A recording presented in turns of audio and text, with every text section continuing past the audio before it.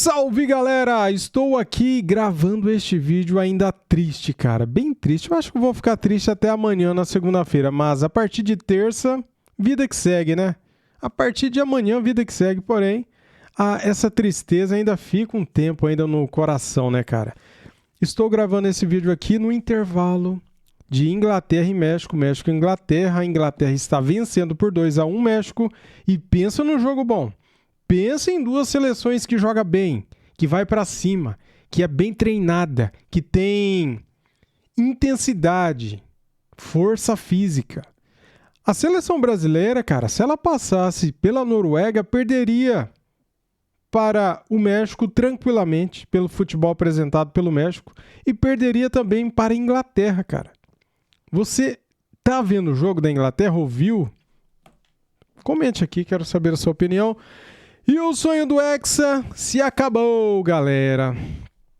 Agora esperar mais 4 anos e ver, né, se essa seleção brasileira vai evoluir, se vai ter um padrão, se vai jogar bola, né, cara? Porque, pelo amor de Deus, hein? Que decepção, hein, galera? Para muitos não, né? Mas eu fico decepcionado porque eu senti uma leve melhora na seleção brasileira, né? Aquele sabor melhor, sabe? Só que deu no que deu, né? Os caras no segundo tempo morto em campo, andando em campo e só a Noruega tocando bola e os caras parados, andando no campo. Não estavam nem aí. Cara, a maior vergonha, sabe por quê? Desde 1966 a seleção brasileira não tinha essa posse de bola que teve hoje. A menor posse de bola desde 1966. Ou seja, galera, mereceu perder. Mereceu. Vamos lá para o vídeo aqui da ESPN, link na descrição. Inscreva-se lá. Muito bem isso. Zinho, você acompanhou o jogo. Tem muita coisa para a gente falar. O Brasil teve chance, o Brasil teve um pênalti, o Brasil teve oportunidades. Um pouco antes de tomar o gol, teve a grande oportunidade com o Endrick. Aí teve a entrada com o Neymar. Tem muita coisa para a gente falar. Zinho, eu jogo para você. Quando a bola voltar para cá, espaço 100% aberto para você, Tetra. Você é o nosso protagonista aqui no nosso debatezinho. Um abraço para você, boa noite. Boa noite, né? Sempre bom estar com vocês, independente da situação. A admiração, o respeito e o carinho que eu tenho pela nossa turma aí é espetacular. E a gente tem que fazer o nosso trabalho, mesmo em dias tristes, né? O futebol, o esporte é assim, você não vai ganhar toda vez. E a gente está aqui para debater, analisar o que aconteceu, né? A visão de cada um, e em cima da visão de cada um, a gente tentar passar o melhor para o nosso fã de esporte, que é o motivo da gente estar aqui. Pascoal, um beijo para você, Eugênio, né? Mota, e quem está aí mais? Eu, Celso Ardengue, Pascoal e Eugênio Leal. Celso, um beijão também. Beijo. Então, eu estou muito por essa linha aí de raciocínio.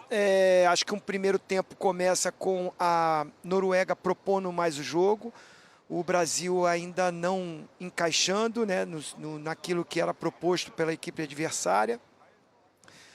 O Brasil errando alguns passes na saída de bola, principalmente no meio-campo, e aí proporcionava, né, a atitude maior da Noruega dentro do nosso campo de defesa. Faz um gol que ele é anulado, o Brasil sente até esse momento.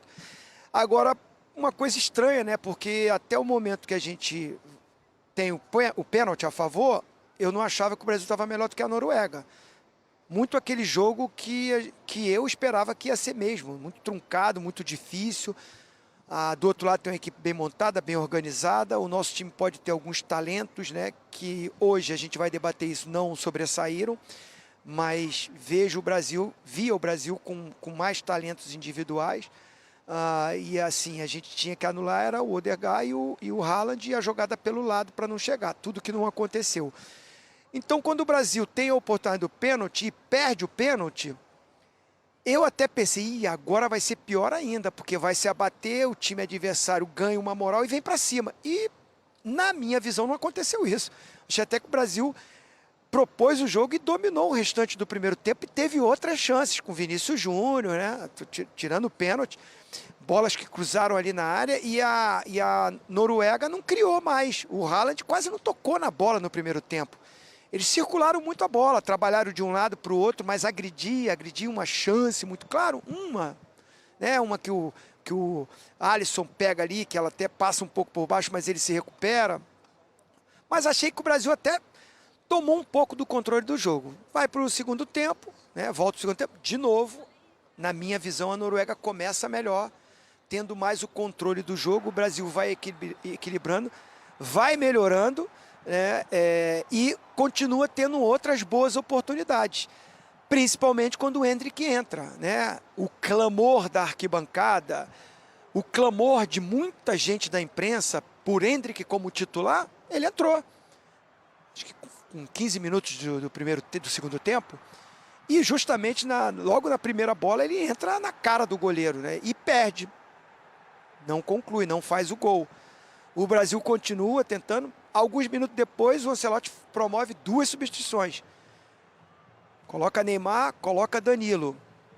A partir daí, acho que o time desorganizou, né? Não vou nem falar da entrada do Edson, que foi mais desespero ainda. Mas a entrada do Neymar e do Danilo desestruturou o nosso time, desorganizou o time. A única coisa que nessa Copa eu achava que o Brasil teria alguma possibilidade, eu sempre debati isso nos programas, era o Brasil ter um conjunto forte, era ter um coletivo forte, encaixar um jogo, encontrar um jogo. Encontrou contra o Tahiti, num tempo, encontrou contra a Escócia, um tempo e meio, ou boa parte. O segundo tempo do Japão, então, nem se fala.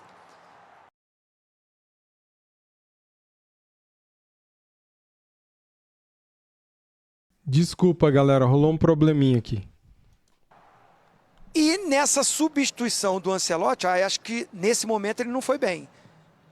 O time desorganizou, o time não teve mais estrutura e aí a Noruega tomou conta do jogo e surgiu as oportunidades para o cara que é o diferente, gente. Nós não temos um jogador diferente, nós temos ótimos jogadores, bons jogadores, mas um cara diferente, que seria o Neymar, não tem condição. Não tem condição física para jogar. E foi comprovado isso. Fez até o gol de pênalti, mas assim, não tem condições de depositar no Neymar e ele resolver mais um jogo. Do outro lado tem o Haaland, que pegou 2 vezes na bola, fez 2 gols e decidiu o jogo, decidiu a classificação.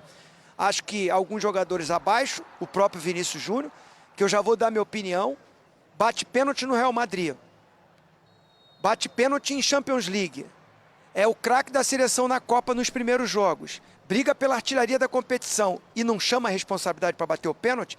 Zinho, tá falando depois que aconteceu. Não, eu falei até antes. É porque não tinha programa, eu não estava na transmissão. Mas eu, assim, Bruno Guimarães, ótimo jogador, vem fazendo uma boa Copa, uma Copa correta. Mas o Vinícius Júnior, cara, quem bate o pênalti na Argentina? Messi. Quem bate o pênalti em Portugal? Cristiano Ronaldo. Quem bate o pênalti... Cara, falei isso no Instagram, no intervalo do jogo, cara. Tá lá no Instagram. Mesma coisa. Na Noruega. Haaland. Quem bate na Inglaterra? Kane. Quem bate na França? Mbappé. Pega a bola, eu sou o cara aqui da Copa, eu vou resolver. Faltou isso. Faltou e o Brasil está fora por várias circunstâncias. A gente vai debater aqui, a gente vai voltar no tempo e vai ver que foi um ciclo ruim, um treinador que chegou no meio do caminho, faz uma convocação que teve contestações e acaba cedendo ao clamor e faz substituições, na minha visão, no jogo, que desorganizou o nosso time. O pouco de chance que teria ainda no jogo foi desorganizada. Tomamos os 2 gols e não tínhamos mais poder de reação. Esquece, acabou. Acho que a gente sai daqui, eu com aquele gostinho de que a seleção melhorou, a seleção cresceu, a seleção se organizou, olha esse conjunto, deu esse encaixe, acho que vai dar. Mas tudo é jogado fora, vamos dizer assim, com escolhas e no jogo que precisou, né? Zinho, acrescento também, Zinho, o comportamento dos jogadores, cara. No segundo tempo, eles não queriam jogar. Meu Deus do céu, pareciam que eles estavam com 100 quilos nas costas. Os caras não corriam. Cara, é impressionante, né? Aí você assiste a Argentina, você assiste a França, você vê os Estados Unidos, você vê A própria Noruega, né? Você vê também o México, Inglaterra, que estava vendo agora há pouco. Meu, que intensidade, que velocidade que tem os jogadores. Os nossos jogadores andam em campo, cara, perto dessas seleções. Como que pode ter um comportamento desse, cara? Não vai ganhar nada desse jeito, né? Vai ganhar o quê? Eu concordo aí com 90% do que o Zinho falou aqui no vídeo. Concordo 90%. Que pegou um time bem organizadinho, que soube jogar contra o Brasil. Faltou aquele time que a gente ainda não tem. Não temos que nos conformar. A seleção está de fora porque não é a melhor seleção mesmo. Eu acreditei ainda nesse encaixe que aconteceu, mas que nas escolhas do Ancelotti hoje me decepcionou. Então acho que a seleção realmente, a Noruega está de parabéns, mereceu a classificação. Estou 100% contigo, a gente vai também debater por aqui, mas vamos a Miami. Gustavo Zupac chega de um outro ponto dos Estados Unidos, justamente com a visão de quem esteve na FanFest, acompanhou o jogo, mas chega para opinar, para analisar essa partida. Noruega 2, Brasil 1. Brasil eliminado da Copa do Mundo. Zupac, boa noite para você.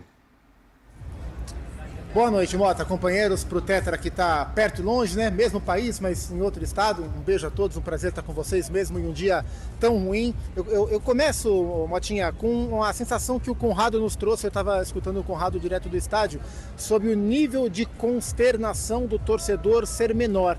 Eu vi isso aqui também na FanFest de Miami. Estou aqui no cantinho agora da FanFest, porque depois do jogo do Brasil, os mexicanos tomaram conta para o jogo do México com a Inglaterra e eu achei um lugar mais tranquilo para a gente poder conversar e refletir sobre o jogo do Brasil. Mas eu também vi um nível de consternação menor. E isso não quer dizer só sobre o jogo em si, como foi, como não foi. Até acho que a derrota, respondi isso no linha agora há pouco, a eliminação para a Croácia há 4 anos foi muito mais doída pelas circunstâncias do jogo. A própria eliminação para a Bélgica, pelo que se esperava que aquela Copa do Mundo fosse para o Brasil. E eu acho que esse é um ponto a se compreender. Está caindo a ficha do torcedor brasileiro de que o Brasil não ocupa mais e não é que o Brasil é ruim, não é, mas ele não ocupa mais o mesmo grau de favoritismo que ele ocupava, e nós sabemos que as outras seleções estão melhores. Então o Brasil empatou com o Marrocos, essa é uma realidade. O Brasil... Detalhe, em 2022 a seleção brasileira caiu jogando melhor do que essa, e em 2018 também, minha opinião, tá? Acho que a seleção brasileira desse ano é a pior de todas, cara, desses últimos anos aí que a gente viu jogando, né? Ganhou, assim, na unha do Japão. Isso é uma realidade. O Brasil perdeu para a Noruega, embora tenha tido chances para ganhar. O Brasil poderia ter vencido o jogo se aproveitasse as suas chances, o jogo seria outro. Mas o Brasil caiu fora para a Noruega, que não jogava uma Copa do Mundo desde 98, quando eu tinha cabelo e estava no colégio. Olha aí. Mas isso hoje é normal, era um resultado que poderia acontecer. E o torcedor brasileiro percebeu isso.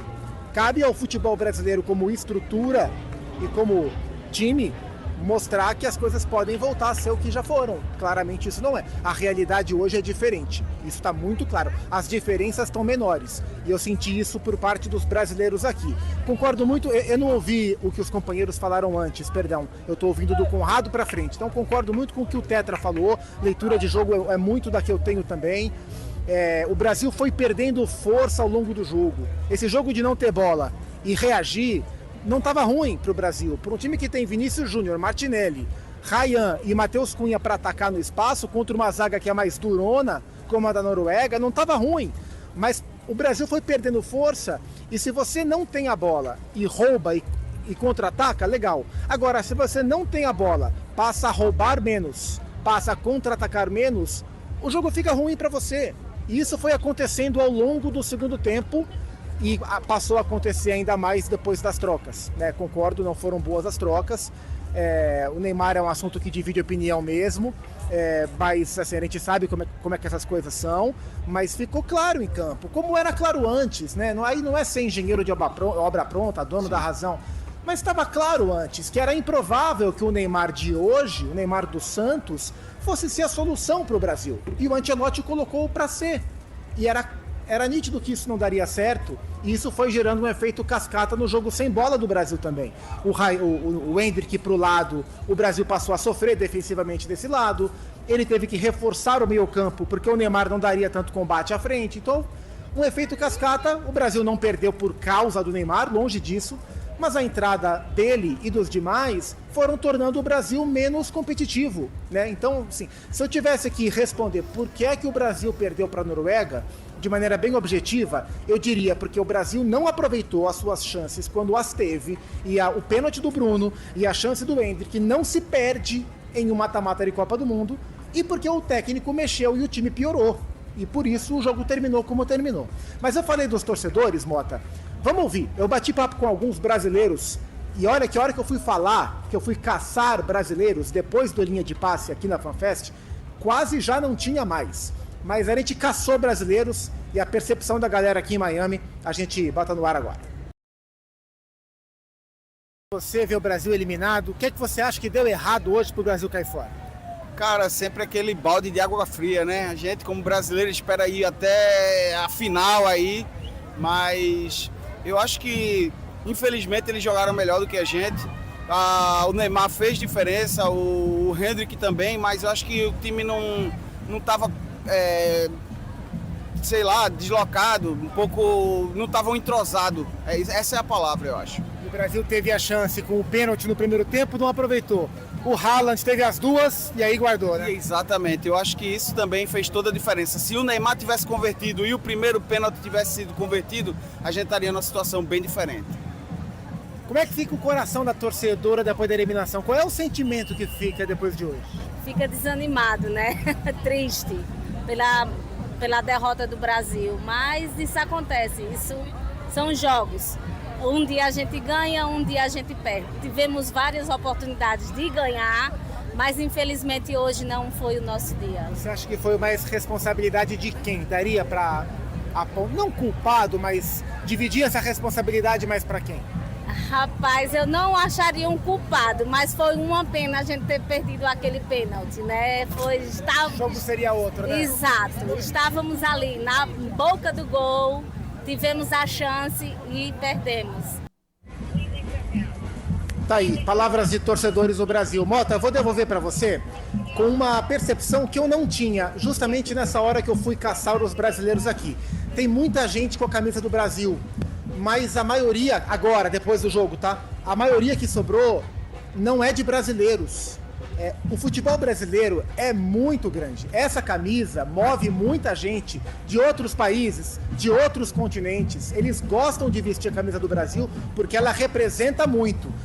É preciso que se cuide disso, porque isso não vai durar para sempre. Esse fascínio que essa camisa causa em africanos, asiáticos, centro-norte-americanos, europeus menos, eu vi poucos europeus aqui com camisa do Brasil, mas América do Norte, África, Ásia, eles vestem camisa do Brasil. Se as coisas demorarem a voltar para o seu eixo normal, se é que um dia elas vão voltar, essa realidade vai mudar.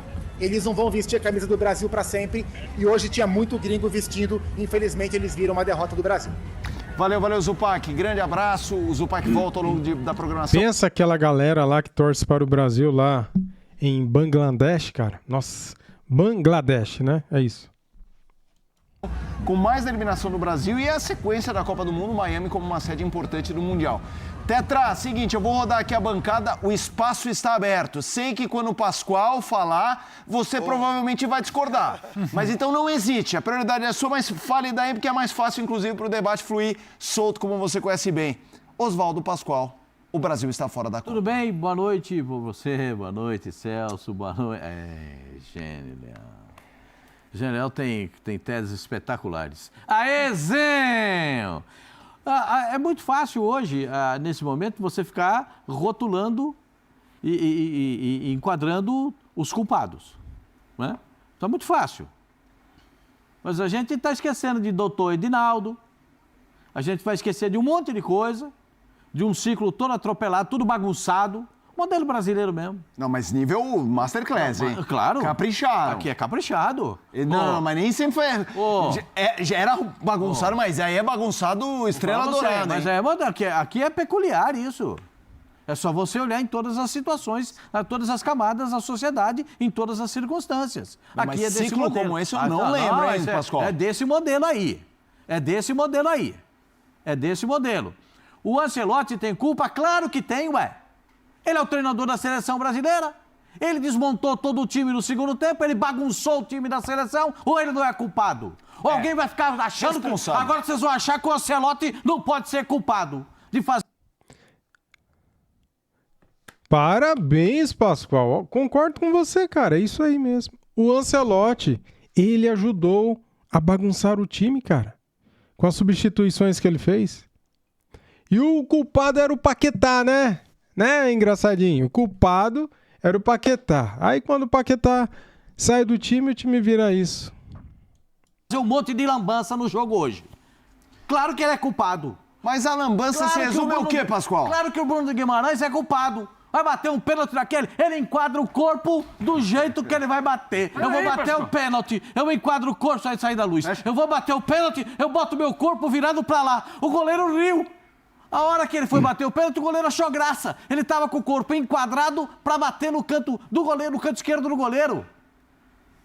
Vou falar um negócio pra você. Isso é um dos melhores jogadores da seleção brasileira. Na Copa. Olha eu concordando com o Zinho, hein? Né? Já concordei 2 com o Zinho. Então, tem que... O Ancelotti é culpado? É. Até agora você tá bem demais. Muito obrigado. Então, claro que é. Agora, o que tem que fazer? Tem que remodelar tudo. Tem que remodelar tudo. E o Endrick você não vai falar, não? Calma que eu vou chegar lá. É a época da remodelação. Época da remodelação. O Endrick não pode sair cara a cara com o goleiro e botar aquela bola fora. É da remodelação.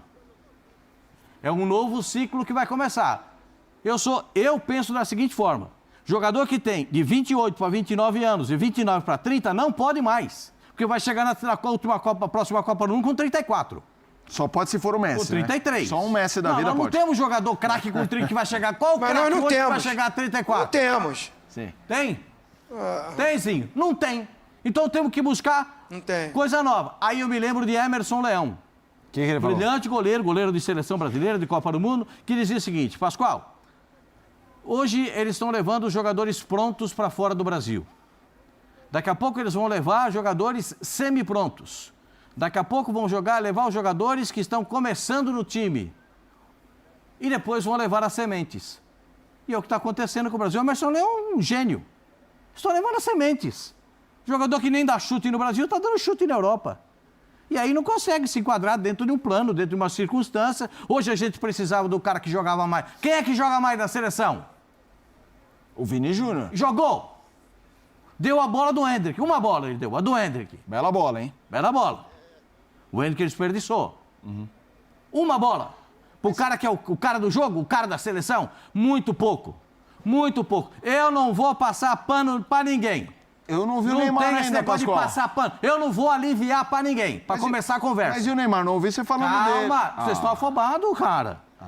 Vocês podem... Eu deixo vocês emitirem a opinião de vocês. Não, mas não. deixa eu... Eu quero ver a tua. Deixa, como diria um amigo meu, deixa eu molhar o bico. Então, chega o Neymar,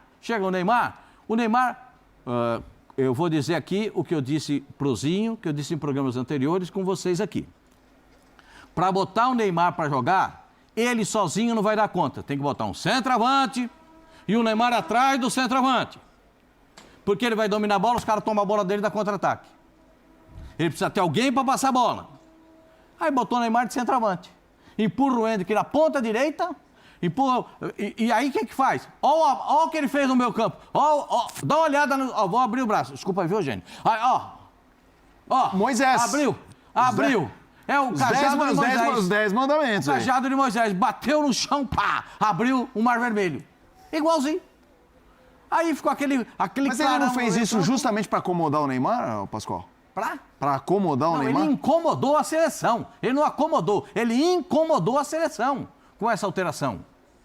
Ele abriu o meio campo e para um jogo... Poxa, os camisa 8 da seleção da Noruega jogam uma bola que é um negócio de louco. Qual que é? É o Berg ou é o Berg? Berg. É o Berg. O camisa 8, o Berg foi que fez o gol aqui, não foi validado. Esse camisa 8 é um esplêndido, rapaz. Que bola que joga esse cara. O Odegaard carteou o jogo inteiro. O jogo inteiro, o cara só carteando aqui, ó. É um croupier. Isso, e pega a sua cartinha, toma a sua cartinha. Toma aqui, você quer duas. Você quer... Carteou o jogo inteiro, cara. Ninguém conversou com ele. Ah, o Haaland. O Haaland faz o primeiro gol num erro de marcação do Endrick, que dá o bote pra cá, o cara sai pra lá. É isso. E o lateral da seleção brasileira não chega pra tirar o espaço. De novo, ele não chegou pra tirar o espaço. Tá falando do Danilo. É. Tá. Aí o zagueiro brasileiro tá fora de posição, Gabriel, o cara sobe, cesta, a especialidade dele. Ponte aérea. Segundo gol, a bola vem no Haaland, ele domina, Ajeita, ajeita pega a distância. e o lateral direito do Brasil não chega de novo. Nem vai. Abre um clarão, abriu o espaço pro cara bater. Aí um abraço pro gaiteiro, acabou. Tem um monte de culpado nisso aí. E começa pelo Ancelotti. Agora os outros, os meus eu já elegi. Já estão eleitos. A começar pelo presidente da CBF. Quero ver agora, tem que ter peito para fazer uma modificação radical, mas é coragem. Para ficar com meia colher, não adianta. Eu já vi fazer um monte de vezes, já estou 28 anos sem ganhar a Copa, não. 28 anos vai ficar sem ganhar a Copa, porque é tudo servicinho, meia colher. Com servicinho, meia colher, não vai ganhar de novo. Eugênio Léo. Boa noite. Boa noite. Bem-vindos, bancada. Pascal, toma um remedinho. Não, tô tranquilo. Tá nervoso. Não, é que eu sou... Quase acertou minha cara. É que eu sou, desculpa aí, é que eu sou, eu tenho cidadania italiana, eu sou filho de calabresa, então eu falo muito com as mãos, entendeu? Eu falo muito com as mãos, hein? Fica calmo. Muito obrigado. Então até uma água aqui em sua homenagem. Tetrazinho, beijo. Eu tô feliz porque eu vi o Brasil ser campeão com o Zinho em campo. Eu também. Vi o Brasil ser campeão depois de 2012. Eu também. Triste pela geração do Celso Ardengue, dos meus filhos que estão lá Eu também vi, e que alegria, viu, galera? Que alegria. Assistir a seleção brasileira ser campeã mundial em 94 e em 2002. Como é bom, cara, que alegria. 24 anos depois e não ganhamos mais nada, né? O Joaquim chorou tanto no meu. O Pascoal listou aqui os culpados por ele. Eu tenho uma definição muito mais simples. Boa. A Noruega ganhou porque é melhor que o Brasil. Você acha melhor? Indiscutivelmente melhor que o Brasil. Hoje, a gente não está nos anos 90, nos anos 70, a gente está no hoje. O Pascoal listou aqui, né? Não, então se esses gols entrassem, o Brasil classificaria sem merecer. Não é isso. O futebol não tem si. Ou a bola entra ou não entra. Entraram as bolas que tinham Em verdade linear, né? O futebol é feito de momentos. Sim, mas daí se não só o resultado dita o melhor. Se o Bruno Guimarães batesse bem o pênalti, aí talvez o Brasil pudesse ser um pouquinho melhor do que foi. Se o Endrick acertasse o gol que perdeu, talvez o Brasil pudesse ser um pouquinho melhor do que foi. O Brasil não foi melhor. O Brasil, com 2 minutos, levou um gol que acabou anulado. Ele inicia o jogo com uma estratégia de subir marcação, tentar pressionar, e assim ele leva um contra-ataque e leva o gol. Por sorte, estava adiantado, demorou um pouco para sair a bola do pé do Odegaard para o Sorloth na direita, e aí foi anulado o gol. Ali o Brasil sentiu, não dá para eu subir marcação, porque o contra-ataque deles é muito forte, a transição é impressionante, de qualidade e velocidade e força. Então o que o Brasil faz a partir daí? Vou baixar a linha, vou ficar aqui atrás, vou tentar dar uma estocada ou outra, que eu tenho qualidade para dar essa estocada e ganhar o jogo nisso. E o tempo foi passando. No segundo tempo, o técnico da Noruega faz uma mudança estrutural no time dele, porque, embora ele não mude necessariamente a formação, quando ele tira o Sorloth do time e coloca o Oscar Bob, ele muda o conceito. O Sorloth é um jogador de velocidade e força e de verticalidade, e não estava conseguindo se criar para cima do... Que, aliás, talvez tenha sido o único jogador que foi bem na seleção brasileira hoje, que foi o Douglas Santos. E ele traz um jogador que é o jogador do City, do Manchester City. Qual é a característica do City? É o toque, é a aproximação, é a construção. E aí o Odegaard ganha mais um parceiro para construir essa posse de bola, para fazer com que a Noruega se impusesse cada vez mais diante do Brasil, que foi recuando, dando esse campo. Não vou entrar na questão das substituições, que já foram exaustivamente faladas, só que assim, antes mesmo das substituições, e eu tive o cuidado de rever, o Pascoal estava do meu lado na redação. Eu voltei para rever a partir ali do início do segundo tempo o jogo. E as situações de gol já estavam acontecendo. Não foi só o Brasil que perdeu chances de gol, não. A Noruega também as teve. Alisson, e primeiro quase tempo. todas elas, ali no segundo tempo especialmente, pelo lado esquerdo. Com o Sheldrup para cima do Danilo.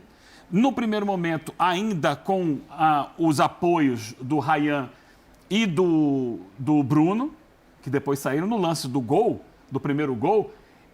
O Ederson tinha acabado de entrar no lugar do Bruno Guimarães, que era aquele trio de marcação pela direita ali, que estava sendo envolvido. Vamos lembrar de um cruzamento que foi basicamente idêntico na construção da jogada ao lance do primeiro gol. 3 minutos antes. Só que o Sheldrup, na hora de cruzar, ele não pega muito bem na bola. É o cruzamento em que o Alisson sai, dá um tapa, a bola bate no Bruno, no Gabriel Magalhães e sai.